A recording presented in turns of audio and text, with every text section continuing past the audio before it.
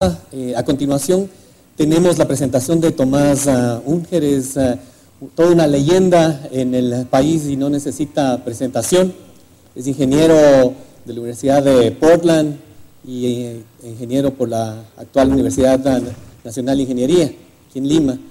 Se inició también en el periodismo desde los años 50, especializándose en el automóvil, pero es un pensador con larga trayectoria de los temas que tienen que ver con innovación tecnológica. Así que mezclando estas dos especialidades, quisiéramos que nos cuente cómo conectar educación, innovación y competitividad para que vayan sobre ruedas. Muchas gracias. Bueno, antes que nada, acá el doctor Carranza me ha quitado un par de temas porque el análisis descarnado que hizo de la educación primaria en el país era uno de mis puntos fuertes. No sé qué vaya a tener que inventar algo para reemplazarlo, porque es una especie de obsesión ya. Bueno, antes que nada yo quiero aclarar que yo no tengo una vinculación directa con lo que se llama educación, ya ni administrativa. Bueno, doy conferencias, clases ocasionalmente, pero no estoy muy familiarizado con el manejo de la enseñanza. Y digo enseñanza porque bajo la palabra educación se entiende más que nada enseñanza. Yo creo que la educación viene de la casa, del medio ambiente en el cual está uno, medio social. La principal preocupación acá es enseñanza, enseñarle a la gente a hacer cosas y a progresar de acuerdo con las exigencias que lo rodean y, si es posible, inventar cosas e innovar. Innovación, la palabra innovación, me fundieron el tema de innovación, me puse a pensar que es innovación, viene de novedad, y novedad es lo que no había antes, o sea que si uno trae algo que no había antes, es cambio. Y aquí, digamos, mi principal calificación es ser viejo. Yo cuando me gradué de la Escuela Nacional de Ingenieros, la mayoría de los que están acá no habían nacido, o sea que tengo lo que se llama experiencia, que según algunos es lo que uno adquiere cuando ya no lo necesita.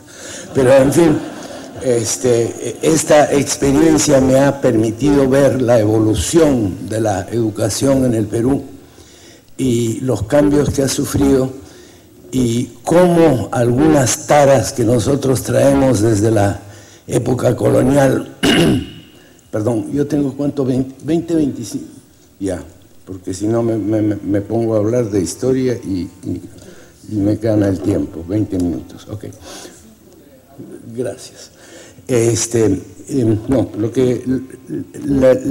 Una de las taras que nosotros tenemos acá es una herencia de país rico, exportador de materias primas, en los cuales lo inteligente, lo bueno y la manera de progresar era ser dueño de una hacienda o de una mina, y por el contrario ha habido siempre interés en mantener una mano de obra barata, lo cual no va por un esfuerzo por mejorar la educación, el nivel de educación de la población. Entonces, estas circunstancias, estoy hablando de hace tiempo, pero traen cola. En la época, desde fines del siglo XVIII, en Inglaterra ya se reconocía, en Europa en general, ya se reconocía la capacidad tecnológica, la habilidad de un artesano. El señor Harrison, que es el que hizo el primer reloj que podía navegar, se ganó un premio de 20.000 libras esterlinas que daba el rey, que era una fortuna equivalente a millones de dólares de hoy. Los señores Davy, el que inventó la famosa lamparita que permitió progresar a la minería del carbón en Inglaterra, porque evitaba los incendios, las explosiones en las minas. Era un hombre hijo de un campesino. Gauss era hijo de un campesino.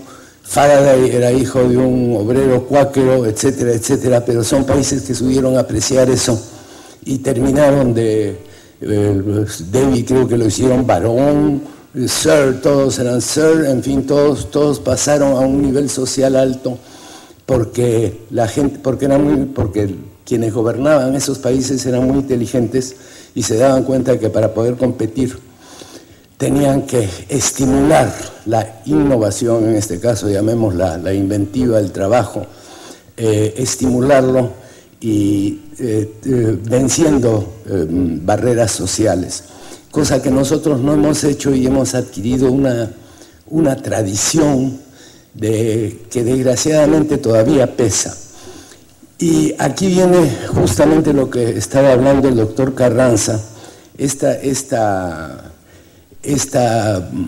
tara, digamos, pesa en el sentido en que tenemos una muy mala educación primaria. Sin una buena educación primaria es muy difícil tener una buena educación media, y sin buena educación secundaria es muy difícil aprender cualquier cosa. Ya no hablo de las universidades, que tenemos el gran engaño creo que me han contado de que creo que hay más de 90 universidades, no sé a quién engañamos, pero en fin, tenemos universidades. Y les puedo contar una brevísima anécdota. Cuando me tocó ser director del CONCITEC, descubrimos que había una universidad que daba doctorados, grado de doctor, en un año, con cursos semanales, todos los sábados. Eran toda una mañana de cada sábado, sin presentación de tesis, daba grados de doctor. ¿A quién engañamos? Pero, desgraciadamente, nuestra tradición lleva a la gente a querer tener un grado universitario. Entonces, todo esto es un panorama en el cual se perpetúa la división social. Por ejemplo, las estadísticas, aquí estamos viendo unas estadísticas que mostró el doctor Carranza. Tenemos Noruega, tenemos otros países y tenemos un promedio, un per cápita. Cuando nosotros hablamos de per cápita, en el Perú hablamos de per cápita y uno tiene la ilusión o la sensación de que el per cápita quiere decir que para cada cabeza toca una cantidad. No es así. Esas son las estadísticas, las grandes mentiras, las pequeñas mentiras de las estadísticas. El 90% de esa plata le toca al menos del 10% de la población. Es una distribución de riqueza que no es equitativa. Esa es la famosa estadística del hombre que se ahogó en un río que tenía 20 centímetros de promedio de profundidad.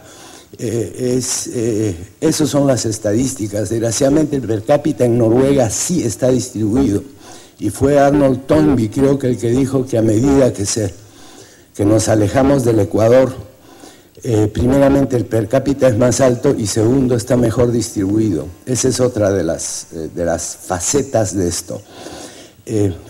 Volviendo a lo que mostró el doctor Carranza, hizo al principio una mención del estado patético, si no me equivoco, de la enseñanza primaria, con cifras. No me acuerdo de las cifras, pero eran de asustar.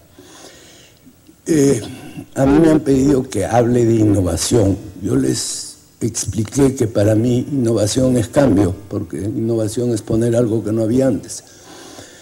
Y yo creo que la principal innovación que necesita el Perú para hacer todo eso de lo cual se ha hablado, para poder fabricar maquinaria de minas, para tener gente bien preparada, está en las cosas que puede hacer el Estado y que no hace, que solo las puede hacer el Estado.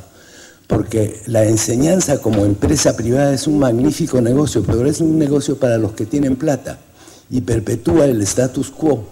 Entonces, lo necesario es financiar, crear una infraestructura. Así cuando hablamos de infraestructura, lo lógico, lo primero que pensamos es en una red de carreteras, en aeropuertos, en puentes, en lo que fuera. Pero la verdadera infraestructura de un país es la educación, porque todo lo demás se puede comprar. Y aquí viene el detalle de que la educación requiere tiempo, y lo único que no se puede comprar es tiempo. Ahora, esto es partiendo del principio que el gobierno lo quisiera comprar, pero no lo está haciendo. Nosotros acá tenemos algunos ejemplos de ciencia que funciona y que funciona muy bien. Aquí fue mencionado Cayetano Heredia, yo mencionaré también el Instituto Geofísico del Perú. Pero ¿con qué plata funcionan? No funcionan con plata del gobierno. Johns Hopkins es el que está financiando a Cayetano Heredia. Princeton está financiando al IGP. Hasta cierto punto lo hacen por generosidad. Generalmente hay algún interés porque están investigando alguna cosa que les interesa, pero el Estado es el que debía financiar la ciencia. Eso es un nivel, sin descuidar en ningún momento el nivel bajo, que toma tiempo.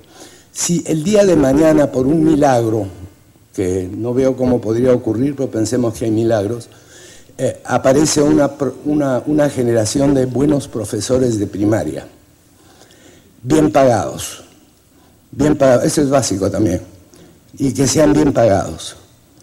Recién de aquí a 10 años vamos a recoger nosotros los resultados de ese milagro, porque esos, primeramente, si están bien enseñados, si tienen un buen colegio, si tienen un buen ejemplo y tienen profesores inteligentes, se van a dar cuenta de que solo un pequeño porcentaje puede aspirar a ser doctores o ingenieros o médicos.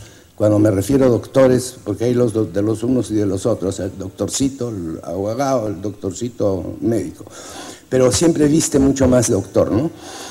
Y se van a poder dar cuenta de que existen otras carreras intermedias. Nosotros veamos simplemente la comparación por cada TECSUC, por cada CENATI, cuántas universidades tenemos, a quién engañamos.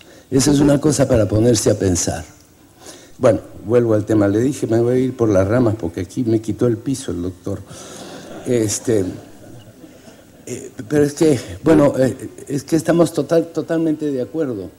Lo que pasa es que es mucho más fácil estar de acuerdo sobre algo que está mal que dar la manera de resolverlo, ¿no? Entonces, aquí la manera de resolverlo, no es que yo sea un pesimista nato, por el contrario, pero yo no veo otra solución que el gobierno comience ayer, si es posible, a invertir dinero en enseñanza y en ciencia.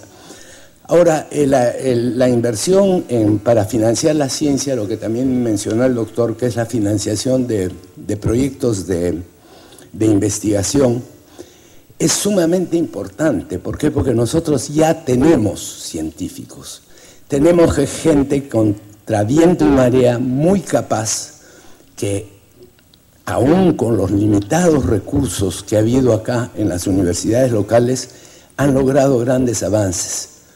¿Y qué han hecho? Están en el extranjero. Un biólogo peruano ha salido en la carátula del Time, el doctor Bustamante, en fin, si me pongo a mencionar ahora la cantidad de científicos peruanos que hay trabajando afuera, es una pena y nos da ganas de llorar. Pero ¿por qué es eso? Es debido a que el Estado, no es ningún gobierno en particular, todos, ha sido una constante a través desde que yo, ojo, y soy viejo, desde que yo me acuerdo, todos los gobiernos le han dado, por supuesto, saludo a la bandera, a la ciencia, se ha premiado a veces, ni siquiera muchos premios, pero se le ha dado premios a algunos científicos, se ha mencionado, pero no se ha invertido dinero, ni en enseñanza ni en ciencia. Entonces, para volver al tema,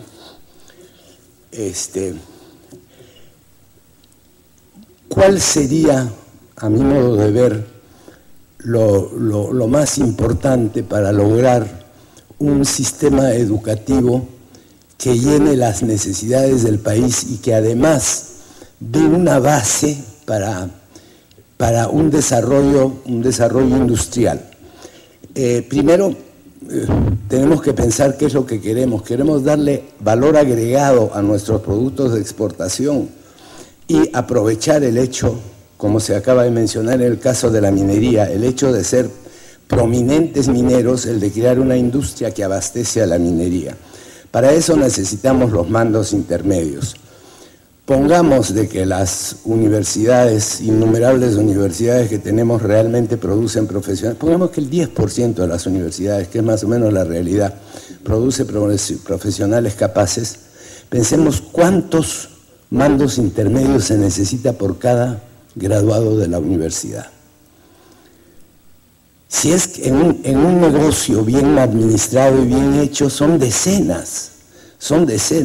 Ahora sí hay que pagarles bien, que es el caso. Y para poderles pagar bien tienen que ganárselo, y para poder ganárselo tienen que estar bien enseñados, tienen que saber lo que están haciendo.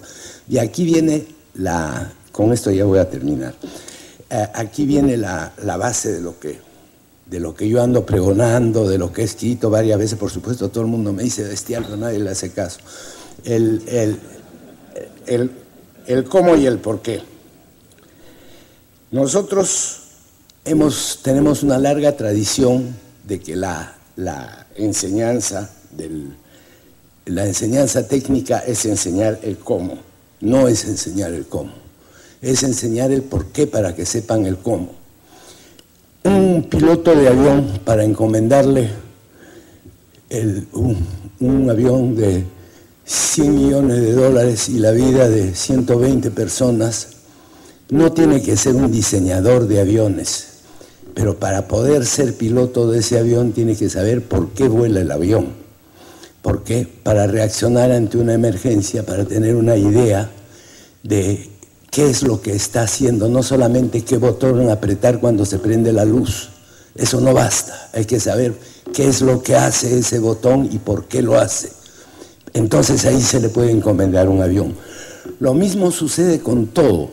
La tecnología en la cual se aprende solamente el cómo, apenas cambia, hay que cambiar de máquina, comprar una nueva o llamar al gringo que la hizo para que venga y nos enseñe. ¿Por qué? Porque la teoría ha sido descuidada. ¿Y por qué ha sido descuidada la teoría? Volvemos atrás y llegamos a lo que dijo el doctor. Porque la enseñanza es deficiente. Los principios de física, los principios de química, la aritmética, las matemáticas, los conocimientos elementales. Yo no estoy hablando de alta ciencia, estoy enseñando lo que aprende un colegial en un país desarrollado. Si se alcanza eso, se puede entender el porqué. Y cuando uno sabe el porqué, cuando le cambian el cómo, sabe adaptarse y no tienen que venderle la máquina nueva ni hay que llamar al gringo que la arregla. Y esa ha sido una de las grandes fallas de nuestro sistema. No me gusta decir la palabra educativo, pero creo que es la palabra generalmente aceptada, pero de nuestro sistema de enseñanza tecnológica. Y está basado en el mal original, y el mal original es una deficiencia del sistema educativo. Y aquí sí voy a estar un poco en desacuerdo con varios que hablaron antes. La empresa privada no tiene nada que hacer, no lo va a hacer. Yo no conozco, no me puedo imaginar a ¿cómo le llaman ahora? CEO, que es el jefe de una empresa, el gerente general, y decirle a sus accionistas: ¿saben qué, señores? Este año van a ganar menos porque vamos a financiar un colegio y además queremos ser verdes. Entonces vamos a usar un combustible que ensucia menos, pero que es más caro, lo botan a patadas y se buscan otro. Entonces, esto lo tiene que hacer el Estado. No hay nadie que lo haga, lo tiene que hacer el Estado. Y yo estoy viendo, por ejemplo, mi experiencia personal directa es con el Senati, y estoy viendo el enorme esfuerzo que se hace ahí, y el dolor, el vacío que da la deficiencia de la enseñanza previa a la enseñanza técnica. Ahora no sé cuántas personas de acá están en condiciones de hacer algo al respecto. Yo a toda la gente que tiene algún cargo importante les cuento el mismo cuento y les digo: aquí, este país, para sacar el hoyo hay que comenzar por los colegios, por la primaria. Desgraciadamente casi siempre, ¿cómo ocurre casi siempre? Me toca, ¿cómo es que le llaman? Predicar a los conversos. Estoy seguro que la mayoría del auditorio está de acuerdo conmigo, pero creo que si es que alguna vez alguno de ustedes tiene la oportunidad de crear conciencia, y creo que es un deber de todos, crear conciencia de que la riqueza y la infraestructura de un país está en la educación, y la educación comienza en la primaria. Y para tener una educación hay que tener profesores. Para que los profesores sean buenos y hagan con gusto su trabajo hay que pagarles, y hay que aprender a respetarlos. Voy a cerrar ya con una anécdota. En un pueblo del Japón, en Kumamoto, una pequeña ciudad, me invitaron a un almuerzo y los gerentes de una de las empresas que fabricaba autos ahí. Y dentro del restaurante estamos sentados cuando entró un señor más o menos, bueno, para mí era un muchacho de 50 años, en esa época ya me parecía viejo. Entró este señor y todo el mundo saludaba muy cortésmente. Yo le digo, ¿quién es? ¿Es el alcalde? No, es el profesor del colegio. Por eso de ahí está Japón.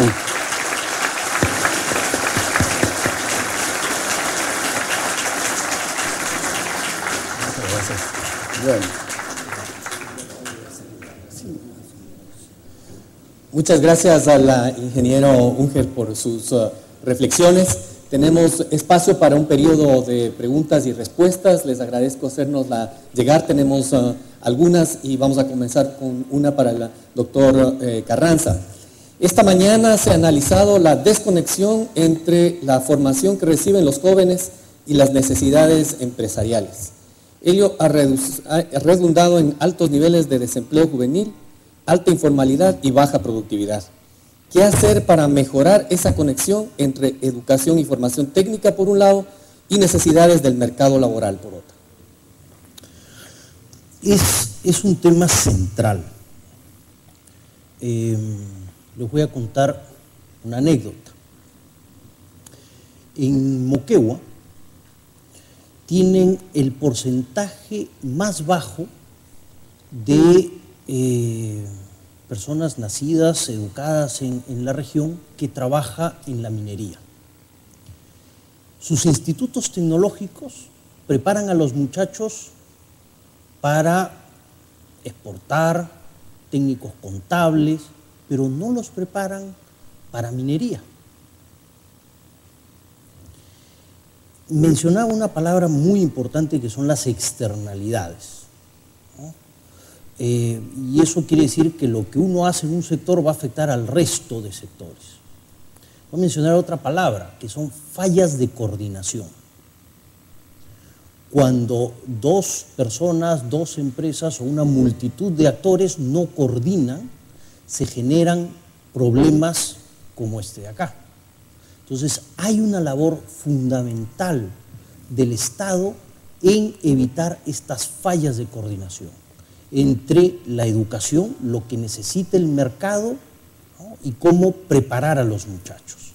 Y esta es quizás la principal justificación para potenciar el desarrollo de un clúster, donde el elemento, el recurso humano, es pieza clave.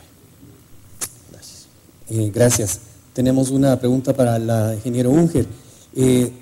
Durante estas últimas décadas ha venido disminuyendo el gasto en inversión en los últimos años, en educación en los últimos años se ha pretendido aumentar. ¿Por qué es difícil asignar más eficientemente inversión en la educación?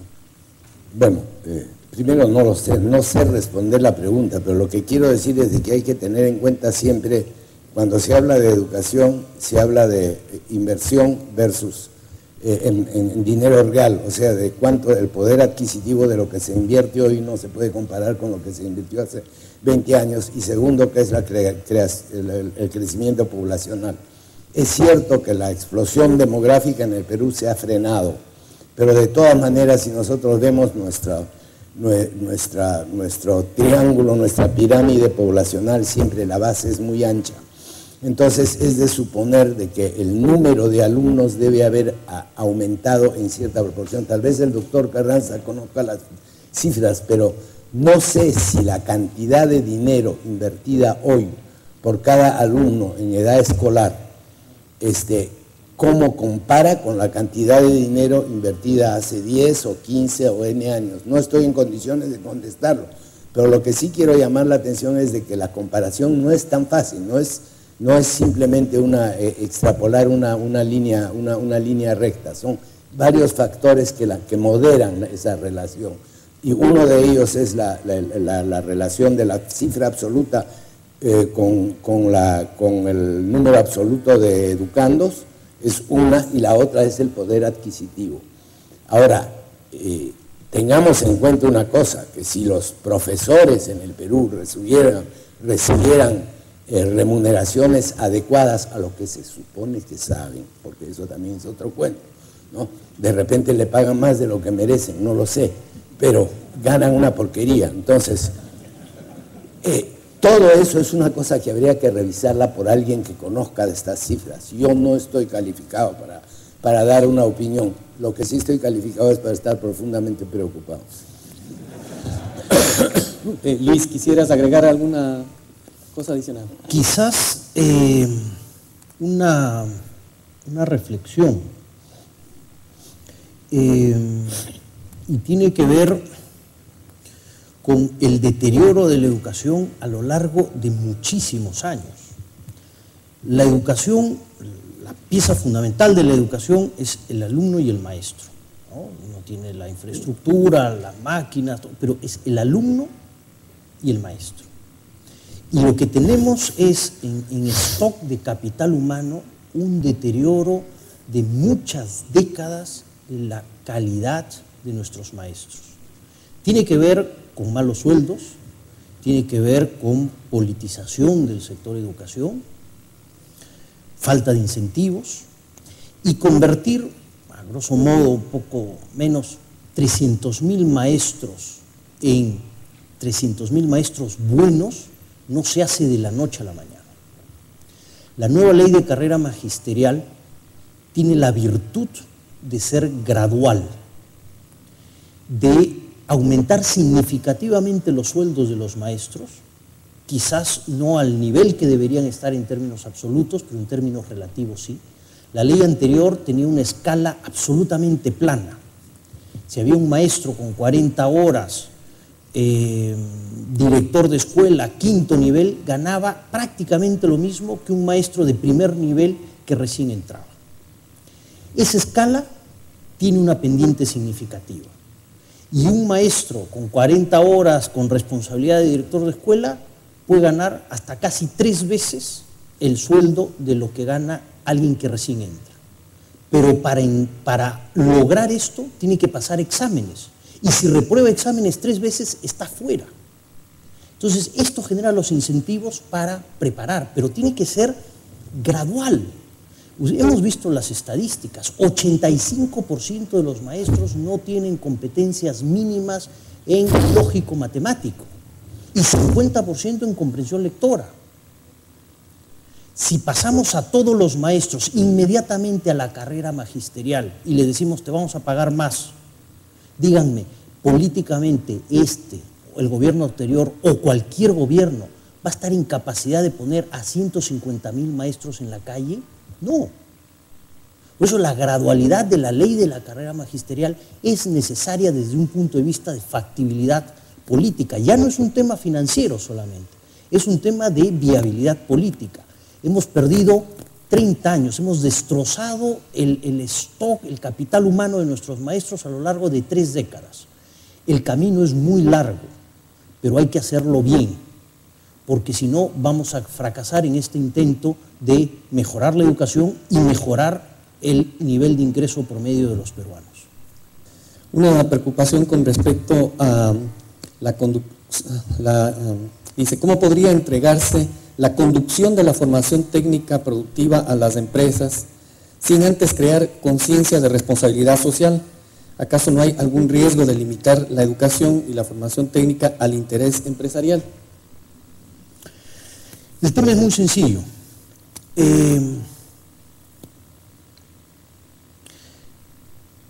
Cuando uno tiene que educar, uno tiene que instruir a una persona en el tema de empleabilidad, ¿no?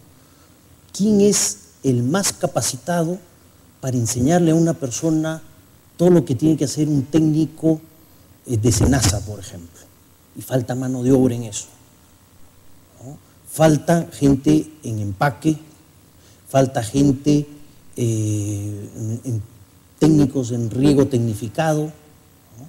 Entonces, la propuesta que se hizo es una propuesta en la cual, bajo la coordinación y la tutela del Estado, es una empresa la que toma el instituto tecnológico y tiene la obligación de dar a los alumnos de cuarto y quinto año de media clases técnicas.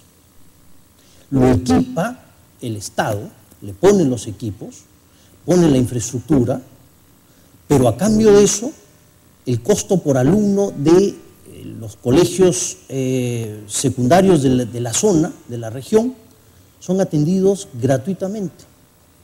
Luego, la empresa privada puede utilizar esta infraestructura para dar otra serie de cursos, capacitación a otro nivel, pero básicamente lo interesante de esto es una asociación público-privada en la cual la empresa que conoce las necesidades del sector es la que le da el conocimiento al alumno de cuarto y quinto año y medio. Esta es una propuesta innovadora, porque según su definición, innovación es lo que crear algo donde no hay. ¿Qué en su opinión y con su trayectoria, especialmente con la relación en Senati, qué le parece esta propuesta? ¿Cuál? Lo que acaba de mencionar. A mí me parece excelente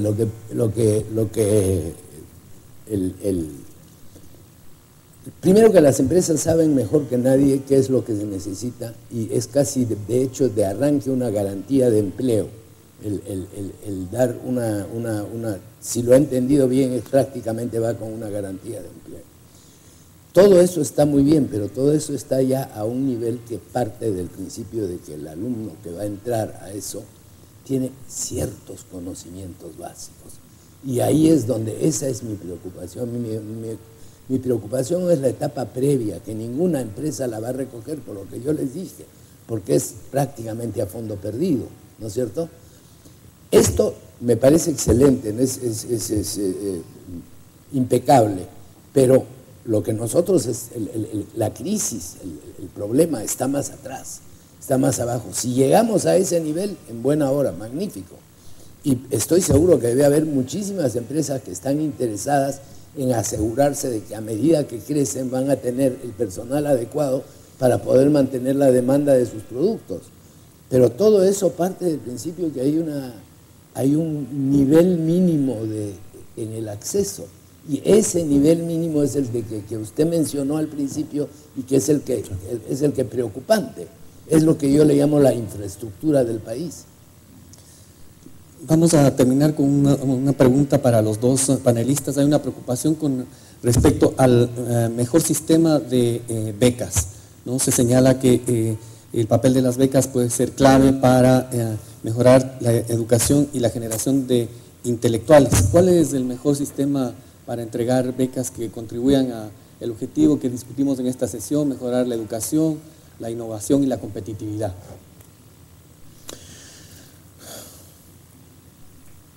El sistema de becas es un sistema que debe ser entregado en función de cierta trayectoria, de cierta meritocracia del alumno. No puede ser un sistema indiscriminado. Apunta claramente a evitar lo que mencionó el ingeniero Unger, que es un gran problema, que es la gran explosión de universidades públicas y privadas que no tienen suficiente calidad y que, como en educación todo es tiempo, la gente se da cuenta que ha sido engañado a los 6 o 7 años que sale al mercado y no logra conseguir trabajo. Y ese tiempo es un tiempo perdido, es un tiempo que no se puede recuperar, no para la persona, sino ya para todo el país. Entonces, en vez de crear universidades, y hemos visto en algunos momentos, ¿no?, pleitos entre regiones o entre provincias por creación de universidades de baja calidad, un sistema nacional de becas que premia a los mejores alumnos de los colegios de las regiones y puedan venir a las mejores universidades, no solo en Lima, también hay muy buenas universidades en Cusco, Arequipa o Piura, y reducir de esta manera el número de universidades que tenemos es incluso más eficiente para el país porque cuesta menos y realmente prepara a los buenos muchachos que tienen capacidad de encontrar trabajo una vez que tienen un título de una buena universidad. Sí, yo totalmente de acuerdo. añadiendo un pequeño detalle. Nuestro sistema de universidades necesariamente es elitista. Y la beca es una manera en que alguien sin recursos pueda entrar a la élite de los que se pueden pagar una buena educación. Porque en el Perú esa es la discriminación máxima, no es ni religiosa, ni racial, ni sexual, ni nada, es educacional. Los que van a los colegios que cuestan un montón de plata, yo el otro día hice un cálculo, yo tengo 4 hijos, bueno ya, 4 hijos y 7 nietos, pero cuando esos 4 estaban en el colegio, estaban en buenos colegios. Me he enterado de lo que tendría que pagar hoy por tenerlos, no lo podría pagar, simplemente no lo podría pagar. Y el país ha progresado y hay gente que lo puede pagar, pero es una pequeñísima minoría. De ahí me he enterado, porque ahora las nietas ya están en edad de universidad, de lo que cuesta una universidad de verdad, digamos. No digamos una universidad de verdad.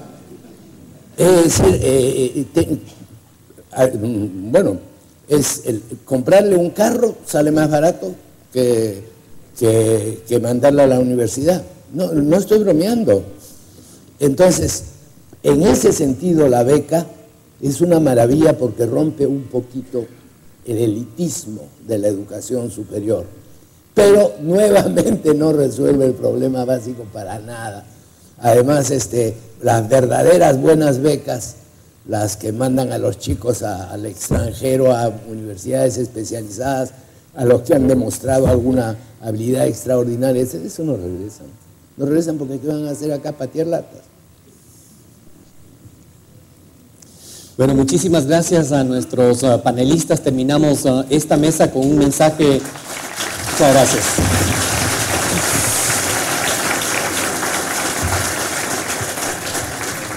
Sí, terminamos con un mensaje creo que bastante consensuado de la importancia de invertir en educación, no solamente de manera cuantitativa, sino cualitativa, un sistema educativo que sea integral, pertinente, que permita a nuestros jóvenes tener acceso a empleos de calidad, mayor productividad e innovación en toda nuestra economía como un conjunto. Estamos entonces a puertas de nuestra última sesión de clausura. Haremos una pausa hasta que